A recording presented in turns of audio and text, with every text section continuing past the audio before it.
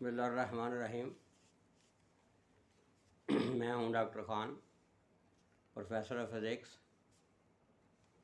Motivational inspirational speaker, career counsellor, guide, graphologist और ग्राफोथेरापिस्ट।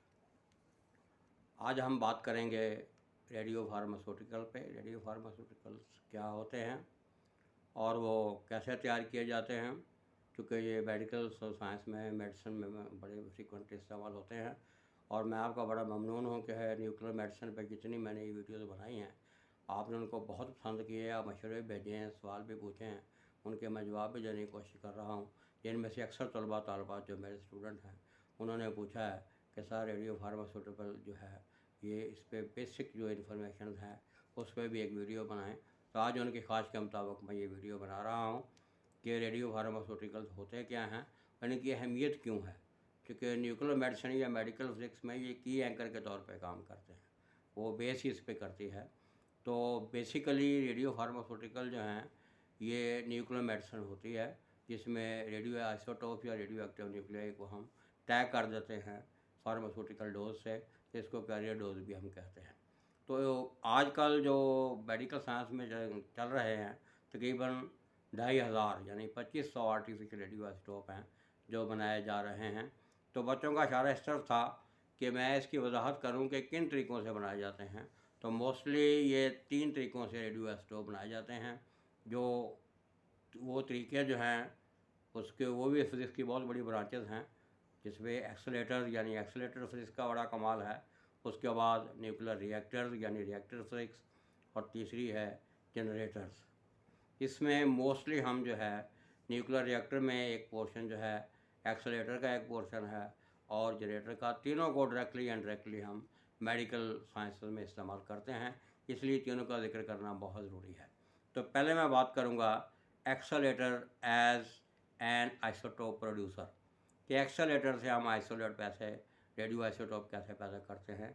Radio isotope जब हम नाम सुनते हैं तो सबसे पहले आपके जहन में ये चीज़ ऐसी आनी चाहिए कि ऐसे आइसोटोप्स जिनमें से रेडिएशन निकलती हैं, और रेडिएशन निकलने की मेन वजह होती है कि जब उनका इंटरनल स्ट्रक्चर जो है वो डिस्टर्ब होता है, यानी जब बंदे को गुस्सा उस वक्त आता है जब बंदे को मसला बने।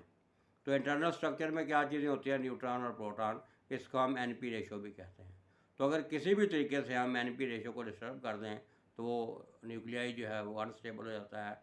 अनस्टेबल होने के बाद वो स्टेबल होने की कोशिश करता है, रेडिएशन खारिज करता है, इसलिए इसको रेडियो न्यूक्लाइड या रेडियो आइसोटोप कहते हैं।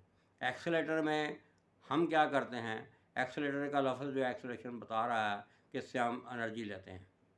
तो एक्सेलेटर फिज़िक्स जो है, ये एक्सेलेटर मशीन ऐसी मशीन है जिससे हम इस लेवल तक एनर्जी पैदा कर सकते हैं कि वो जो हमारे पास चार्ज पार्टिकल हैं वो न्यूक्लियस में पेनिट्रेट कर जाएं।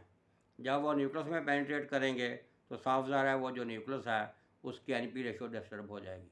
जब उसकी NP रेशो डिस्टर्ब होगी तो वो जो है रेडियो न्यूक्लाइड या रेडियो आइसोटोप बन जाएगा। तो ये है रिएक्टर से हम कैसे बनाते हैं। इसको प्रैक्टिकली अगर आप समझना चाहें तो इसका प्रोसेस का नाम है पार्टिकल इरेडिएशन, यानी पार्टिकल को हमने एनर्जी दी, वो न्यूक्लियस के अंदर गया, उसने न्यूक्लियस को डिस्टर्ब किया, न्यूक्लियस ने रेडिएशन खारिज करना शुरू कर दी। तो इस तरीके से हम एक्सेलेटर का इस्तेमाल करके रेडियो आइसोटोप के रेडियो फार्मास्यूटिकल बना लेते हैं। मोस्टली मेडिकल फिजिक्स में जो एक्सेलेटर इस्तेमाल हो रहे हैं वो लीनियर एक्सेलेटर है या साइक्लोट्रॉन है, बाकी भी होते हैं लेकिन मोस्टली इनसे रेडियो आइसोटोप जो हम बनाए जाते हैं। और ये मैंने भी पढ़ाया है, लोग भी आपको पढ़ाएंगे न्यूक्लियर फिजिक्स में। एक्सेलेटर वाला जो हमारा चैप्टर है उसमें दोनों की तफसील मौजूद है। तो ये पहला पोर्शन है। इस किस्म के टेक्निक से यानी एक्सेलेटर के हवाले से जो हम आइसोटोप बनाते हैं उनमें सबसे ज़्यादा जो आइसोटोप हैं उसमें कार्बन है 11, नाइट्रोजन 13 है, ऑक्सीजन 15 है, फ्लोरीन जो है 18 है, टेक्टेनियम T0201 है, इंडियम है 111 और गैलियम है 67। ये जो हमारे पास रेडियो फार्मास्यूटिकल या रेडियो आइसोटोप होते हैं ये मोस्टली जो आमतौर पे ये न्यूट्रॉन डेफिसिट यानी इनमें न्यूट्रॉन की कमी होती है, और ऐसे आइसोटोप जिनमें न्यूट्रॉन की कमी होती है वो बीटा मीटर्स कहलाते हैं, या दूसरा इसका रिवर्स जो है इलेक्ट्रॉन कैप्चर भी हम उनको कहते हैं। तो ये मोस्टली स्पेक्ट और पेट टेक्निक है मेडिकल साइंस में जहाँ ये इस्तेमाल हो रहे हैं। दूसरी टेक्निक जिसके ज़रिए हम रेडियो फार्मास्यूटिकल बनाते हैं वो है nuclear reactor as isotope producer. इसमें दो ऑप्शन हमारे पास हैं। पहली ऑप्शन जो है उसको हम कहते हैं न्यूट्रॉन एक्टिवेशन टेक्निक, और दूसरी जो ऑप्शन है उसको हम कहते हैं फिशन टेक्निक। पहली जो ऑप्शन है इससे मोस्टली जो रेडियो आइसोटोप बनाए जाते हैं वो मेडिकल साइंस में इस्तेमाल होते हैं। उनके जो वो जनरेटर में पैक करके जहाँ न्यूक्लियर फैसिलिटीज़ हैं या कॉलेज यूनिवर्सिटी की जो लेबॉर्ट्री हैं वहाँ उनको पैदा की बनाया भेजा जाता है। जनरेटर से आगे फिर जो है ये लॉन्ग लिव्ड है, इनसे शॉर्ट लिव्ड मर्जी के मुताबिक या जैसे हमें चाहिए उनको जिस वक्त चाहिए वो शॉर्ट हाफ लाइफ जो है उस वाले आइसोटोप बना ले जाते हैं। तो बेसिकली न्यूट्रॉन एक्टिवेशन हम करते कैसे हैं और ये कैसे आती है। न्यूक्लियर रिएक्टर जब चल रहा होता है तो जो हमारा फिशन मटेरियल्स है उसके दरमियान जो जगह होती है वहाँ मुख्तलिफ़ किस्म की पोर्ट्स बना के या छोटे छोटे कंटेनर बना के जिसका हमने आइसोटोप बनाना होता है उसको हम उस जगह पर रख देते हैं। उसका फ़ायदा क्या होता है कि जब उसमें न्यूक्लियर रिएक्टर में फिशन होता है तो उसमें जो फास्ट न्यूट्रॉन निकलते हैं वो न्यूट्रॉन उन पर बम्बार्ड होती है, उस पर पड़ते हैं। जब वो उन आइसोटोप्स पे पड़ते हैं तो उनकी एनपी रेशो डिस्टर्ब हो जाती है, यानी उनमें न्यूट्रॉन का इजाफा हो जाता है। तो न्यूट्रॉन प्रोटॉन रेशो जब डिस्टर्ब होगी, जैसे कि पहले मैंने जिक्र किया है, वो इंटरनल स्ट्रक्चर उनका जो है डिस्टर्ब होगा तो वो एक्टिवेट हो जाएंगे या रेडियो एक्टिव बन जाएंगे। इसीलिए हम इनको कहते हैं न्यूट्रॉन एक्टिवेशन टेक्निक। और बेसिकली इसमें होता क्या है, इसको हम कहते हैं न्यूट्रॉन कैप्चर, कि जो न्यूट्रॉन निकले हैं वो कैप्चर हो गए उस आइसोटोप में जाके। उसने किया क्या है, उनमें न्यूट्रॉन की तादाद बढ़ा दी है जिस पे एनपी रेशो बढ़ी है और वो एक्टिवेट हो गया है। इसलिए इस टेक्निक का नाम है न्यूट्रॉन एक्टिवेशन टेक्निक। इसमें जो आमतौर पे हम आइसोटोप बनाते हैं वो मोलिब्डेनम है 99, फास्फोरस है 32 और क्रोमियम है 51। ये जो आइसोटोप हमारे बनते हैं इनकी एक्टिविटी, स्पेसिफिक एक्टिविटी जो है वह लो होती है और कंपैरेटिवली चीप होते हैं, जैसा कि मैंने जिक्र किया है। इनके जनरेटर में पैक करके हमारी फैसिलिटी मेडिकल साइंस में और कॉलेज यूनिवर्सिटी की लेबॉर्ट्री में इस्तेमाल हो रहे हैं। दूसरी टेक्निक जो है रिएक्टर में जो हम इस्तेमाल करते हैं वह है फिशन टेक्निक, और उसका चूँकि वर्किंग प्रिंसिपल ही फिशन है तो जैसे ही फिशन होता है हैवी न्यूक्लियस जो है स्प्लिट अप होता है दो छोटे टुकड़ों में, वो टुकड़े दोनों जो हैं वो रेडियो एक्टिव होते हैं। इनको हम कहते हैं फिशन फ्रैगमेंट्स। तो वो जो फिशन फ्रैगमेंट्स हैं वो चूँकि उनकी केमिकल कंपोजिशन दोनों की डिफरेंट होती है तो हम उसको केमिकल तरीक़ों से आइसोलेट कर लेते हैं, सेपरेट कर लेते हैं, उनको महफूज कर लेते हैं, वो रेडियो आइसोटोप बन जाते हैं। लेकिन इस किस्म के जो आइसोटोप हैं ये इनकी स्पेसिफिक एक्टिविटी बहुत हाई होती है, यानी एक्स्ट्रा डेंजरस होते हैं। और इस प्रोसेस में चूँकि केमिकल मेथड जो हैं वो इतना आसान नहीं है फिशन फ्रैगमेंट को अलग करना, तो ये बड़े एक्सपेंसिव भी होते हैं। इस किस्म की टेक्निक से जो रेडियो आइसोटोप बनाए जाते हैं उनमें मोलिब्डेनम 99, स्ट्रोंशियम 134, इंडियम 131, जीनॉन 133 वगैरह शामिल हैं। आम तौर पे इनको हम इस्तेमाल में नहीं लाते, एक्स्ट्रा डेंजरस होने की वजह से और एक्सपेंसिव होने की वजह से। इसलिए पहली जो टेक्निक है न्यूट्रॉन एक्टिवेशन वाली उसको हम इस्तेमाल में लाते हैं, और वहाँ से जो हमारे लॉन्ग लिव्ड आइसोटोप्स हैं वो जनरेटर की शक्ल में पैक होकर मेडिकल जो न्यूक्लियर मेडिसिन के जो अदारे हैं टॉमोलॉजी विषय के वहाँ पे पहुँचा दिए जाते हैं। तो वहाँ पे जो हम इनसे जो आगे रेडियो आइसोटोप बनाते हैं, रेडियो फार्मास्यूटिकल बनाते हैं, उस टेक्निक का नाम है जनरेटर, जो तीसरी टेक्निक है। जनरेटर में बेसिकली हम करते क्या हैं कि वो जो न्यूक्लियर रिएक्टर से उन्होंने पैक करके हमें जनरेटर दिया है उसमें जो आइसोटोप होता है लॉन्ग लिव्ड उसको हम कहते हैं पेरेंट जो है न्यूक्लियाई, उसको मदर भी कहते हैं, और ये मोस्टली लॉन्ग लिव्ड होता है। उससे हम करते क्या हैं, जनरेटर से उससे हम शॉर्ट लिव्ड रेडियो आइसोटोप बना लेते हैं जिसको हम कहते हैं डॉटर न्यूक्लियाई।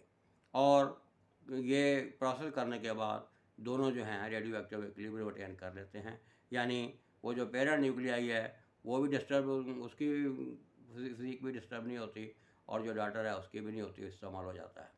इसका वर्किंग प्रिंसिपल आमतौर पे हम ये कहते हैं कि एक ने डिके होना होता है, दूसरे ने ग्रोथ होना होता है, और डिके और ग्रोथ जो है ये आपस में एंड पे जब ये प्रोसेस मुकम्मल हो जाता है तो ये इक्विलिब्रियम में चले जाते हैं। इसलिए इसको decay and growth relationship principle कहते हैं। अब ये जो जनरेटर है इसके मोस्टली 5 किस्म के पार्ट जो हैं ये लिटरेचर में मिलते हैं। पहला होता है सेलाइन सोर्स, जिसको इसमें डाल के इसको पेरेंट में डाल के उसे डॉटर हम पैदा करते हैं। और दूसरा होता है कॉलम, जिसमें हम उसको इकट्ठा करते हैं। न्यूक्लियर मेडिसिन में जो है मोलिब्डेनम से हम टेक्नीशियम से मोलिब्डेनम बनाते हैं और ये इस्तेमाल होता है।